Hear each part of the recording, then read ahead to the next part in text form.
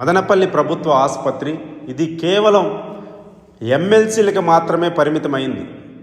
కొన్ని దశాబ్దాల కాలంగా ఈ మదనపల్లి పరిసర ప్రాంతాల్లో ఉన్నటువంటి పేద ప్రజలందరికీ వైద్యం అందిస్తూ ధర్మాసుపత్రి అనేటువంటి పేరుగాంచినటువంటి ఈ ప్రభుత్వ ఆసుపత్రి నేడు వైద్యం అందించలేనటువంటి దుస్థితికి వచ్చిందంటే దీనికి కారణాలు ఒక్క నిమిషం ఆలోచించండి మిత్రులారా. గతంలో ఈ ఆసుపత్రి వైద్య విధాన పరిషత్ కింద నడిచేది.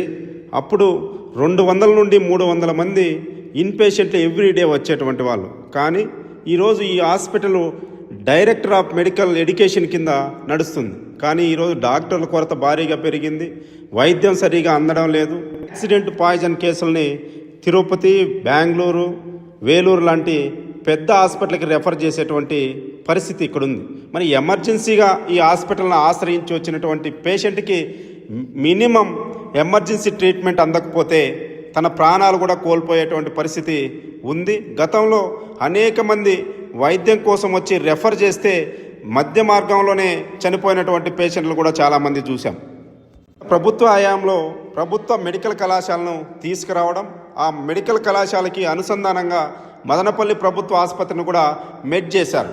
అప్పుడు దాదాపు 400 పైగా డాక్టర్లు కానీ మెడికల్ సిబ్బంది ఈ హాస్పిటల్కి రావడం జరిగింది.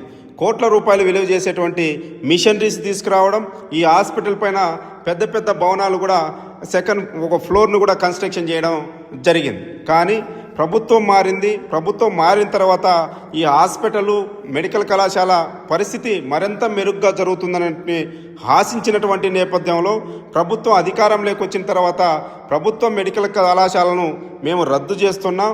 మేము ఈ కళాశాలను నడపడానికి రాష్ట్ర ప్రభుత్వం దగ్గర బడ్జెట్ లేదని, ఈ ప్రభుత్వ మెడికల్ కళాశాలను పీపీపీ పద్ధతుల్లో మారుస్తామని రాష్ట్ర ముఖ్యమంత్రి గారు, మెడికల్ మినిస్టర్ గారు కూడా చెప్పడం జరిగింది.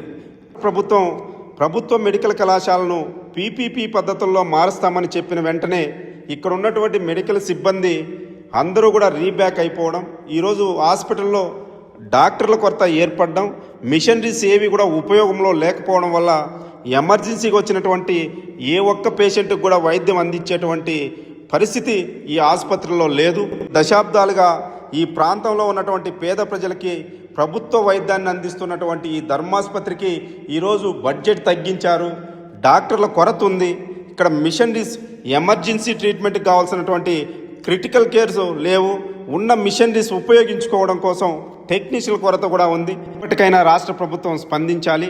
ఈ మదనపల్లి ప్రభుత్వ ఆసుపత్రికి సపరేట్ నిధులను కేటాయించి ఈ ప్రాంత ప్రజలకి ప్రభుత్వ వైద్యం అందే విధంగా చర్యలు తీసుకోవాలి.